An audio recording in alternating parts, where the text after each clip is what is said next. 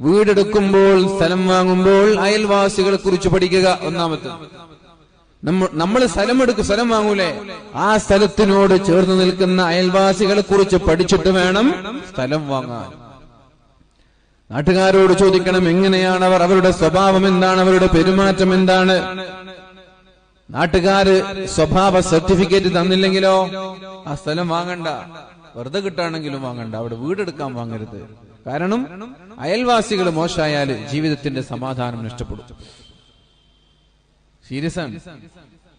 അയൽവാസികൾ, ചുറ്റുഭാഗത്തുള്ള അയൽക്കാരൊക്കെ നമ്മുടെ ശത്രുക്കളാണെങ്കിൽ നമ്മൾക്കൊരു ജീവിതത്തിൽ സന്തോഷം കിട്ടുമോ?